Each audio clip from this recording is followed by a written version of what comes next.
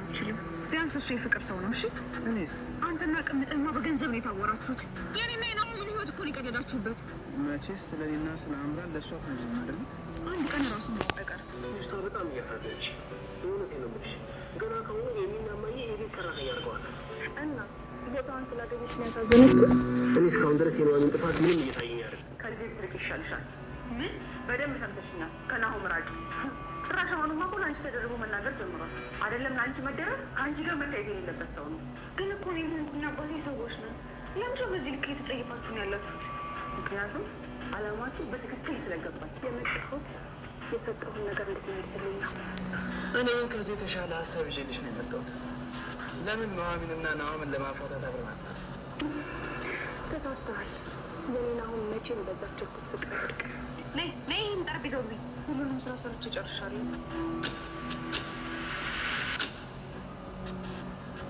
ነይ ውልዊው፣ እየሰማሽ ነው? ነይ ውልዊው እያልኩሽ እኮ ነው። አይሰማሽም እንዴ? ለእኔ ጉልበት ባታስቢ ቢያንስ ለህሉ አታስቢ። ልቀቂ እባክሽ። ያዙ ከፈለግሽ ራሻ ጎምዝሽ ማውጣት ትችላለሽ። እሺ ትሰማኛለሽ? እኔ በጣም ታገርሽ፣ ግን ትዕግስት ያለቃት እንዴ? ማንም በሽቶሽ ልጅ ይዟን የምትያት ምን እያደረግሽ ነው? ናሆም እኔን አንተ ላይ አይመለከትም፣ አያገባህም። እኔ አሁንም ቢሆን የምመክርሽ አንድና አንድ ምክር ነው። ይህንን ቤት ለቀሽ ውጪ።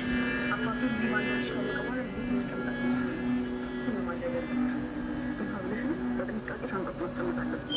ከዚህ በኋላ ስለ አባቱ መጥፎ ነገር ካወራሽ እጣፈጥፍሻለሁ እኮ። ለዛሽ ምድብ አባትሽ ልጄ ምንድን ነው ያደረግሻት? ደግሞ መስመር ሆነሽ እንዴ? ልጅሽን ብድር መለስሽ ማለት ነው? እቺ ምስኪን ልጅ ተዋት፣ አታሰቃያት በቃ። እንዴ ወይ ሰው ልጥራለሁ እንዲ አባት? ኧረ አያስፈልግም።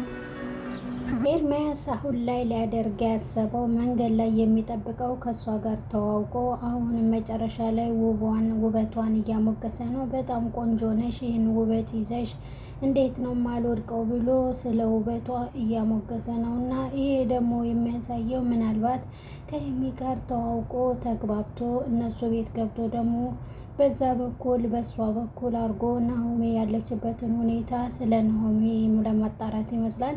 ወይም ደግሞ እዛ ቤት እየተመላለሰ በቀላሉ ናሆሜን እንደ በፊቱ ይቅርታ ለመጠየቅ ይመስላል ማለት ነው። መንገድ ላይ ናሆሜ ወደ ሱቅ ስትሄድ ወይም ደግሞ ወደ ገበያ ስትሄድ እያስቆመ ደጋግሞ ይቅርታ ቢጠይቃትም ናሆሜ ግን ይቅርታውን ልትቀበል አልቻለችም።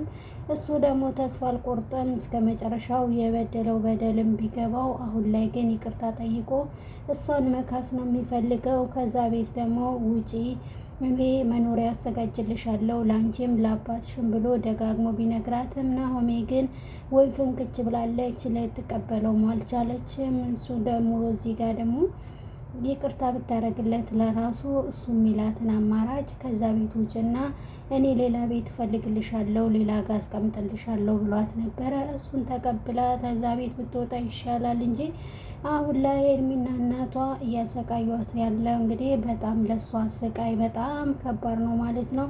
አሁንም በስተመጨረሻ ላይ ያሰቡት ያሉት የሆነ እቃ እንግዲህ አንስተው እሷ ቦርሳ ውስጥ ልብሷ ውስጥ ከተው ያረጉና በኋላ ይሄ እቃ የጠፋው የማን ነው ማን የወሰደው ብሎ ሲፈለግ እሷ ቦርሳ ውስጥ ተገኝቶ ያኔ ደግሞ ናሆሜን ሰርቃለች፣ እሷ ነች ወሰደችው፣ ለካ እሷ ናት ቦርሳ ውስጥ የከተተችው ብሎ እንግዲህ ፊት እንዲነሷትና እንድትዋረድ ከዛ ቤት እንድትወጣ ለማድረግ ያቀዱ ይመስላል። ይሄን ሴራ እያሴሩ ነው።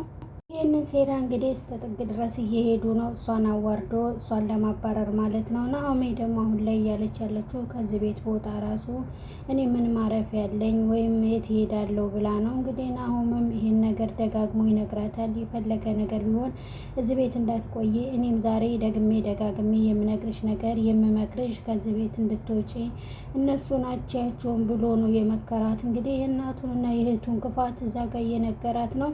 በጣም ተንኮለኞች እንደሆኑና ከዚህ በላይም እንደሚያሰቃዩት ቢነግራትም ናሆሜ ደግሞ እዛ ጋር እሷም አማራጭ ምንም የላትም። ከዛ ቤት ከወጣች ደግሞ ምንም መጠለያም እንደሌላት አንድ ቀን ራሱ የምታድርበት የላትም።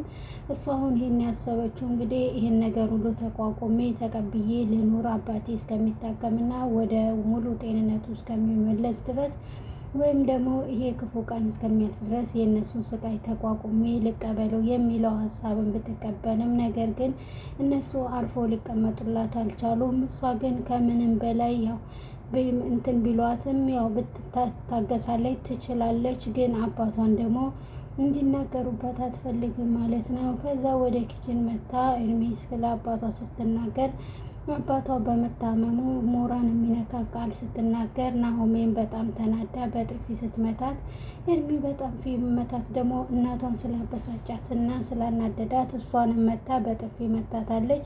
በዛ መሀል ደግሞ ናሆሜ ላይ ተደብርቧል ማለት ነው። ይሄ ደግሞ እነሱ ላይ ጥያቄ ይፈጥራል። ለምንድን ነው እዚች ላይ እንትን የሚያግዘው? ለምንድን ነው? ምን ስለሆነች ነው? እኛ ሳናቅ የሆነ ግንኙነት ጀምረ ይሆን እንዴ የሚለው ራሱ እነሱን አሳስቧቸዋል። ከአሁኑ ግር ብሏቸዋል ማለት ነው። እናትየዋም ደግሞ እኔ ሞቼ ነው ቆሜ ነው ከነሱ አብረው የሚኖሩት እነሱ ግንኙነት የሚጀምሩት እነሱ አብረው ከሚጀምሩ ሁለቱንም ከዚህ ቤት ነው ማባረራቸው እያለች ነው። እውነት ነው። ናሆሜን ወዷታል፣ አፍቅሯትም እንግዲህ ወዳታለሁ ቢልም እዛ ቤት እሱም አይቆይም ማለት ነው።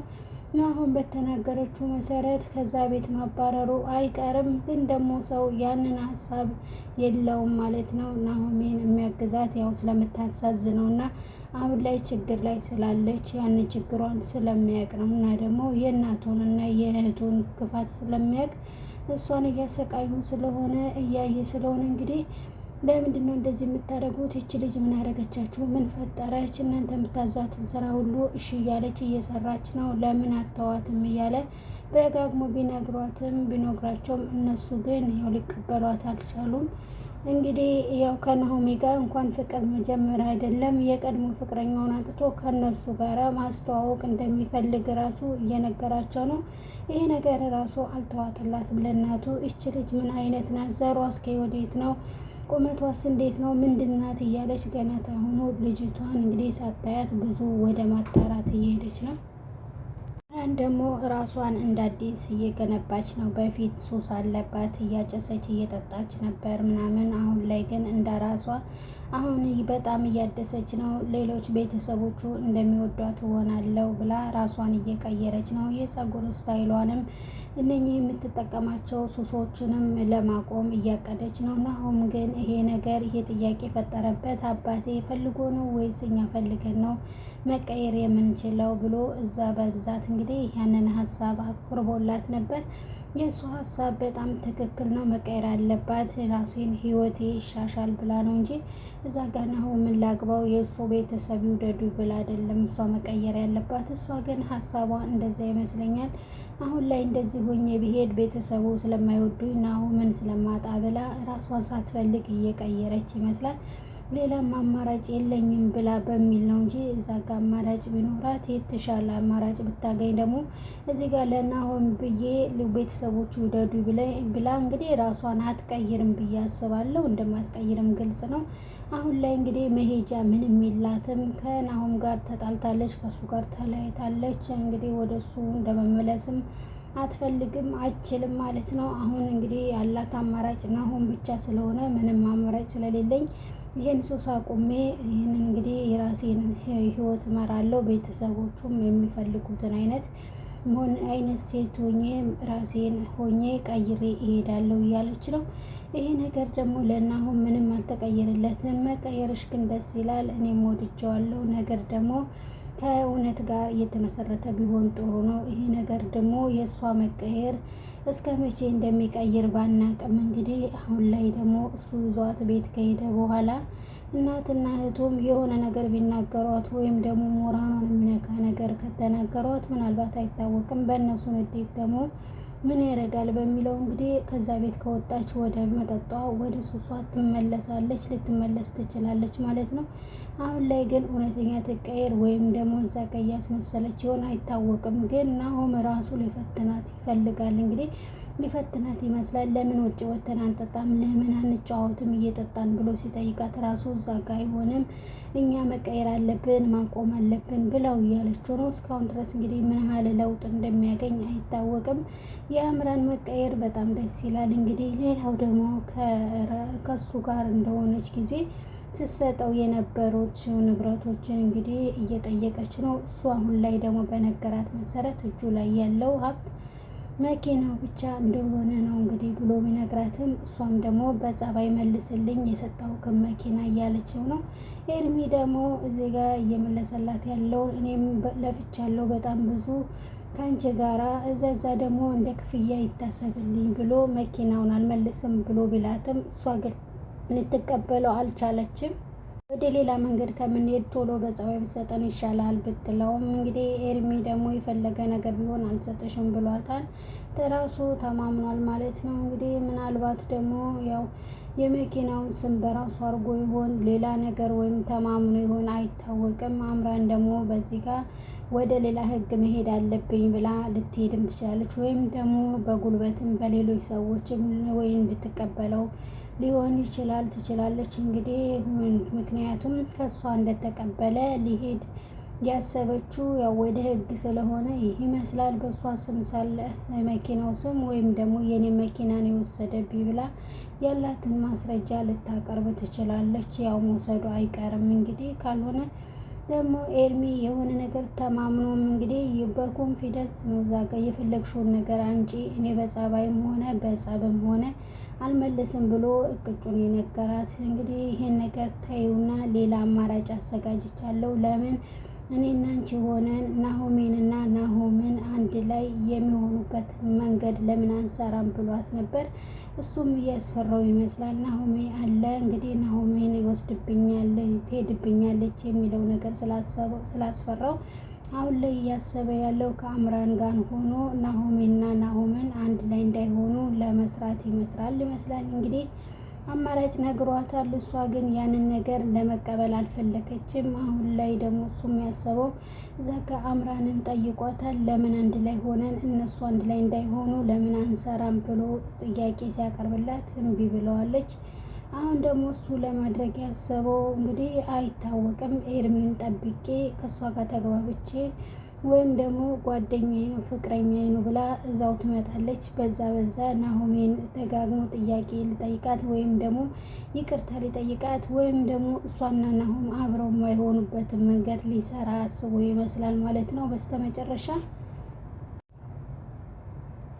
እንግዲህ አይታወቅም። እሱ የሆነ ቦታ ተደብቆ ጥግ ላይ ተቀምጦ እየጠበቃት ነበረ። የሆነ እቅድ አቅዶ ያው አስቦበት ሄዶ ተጋጭቷት ነበር።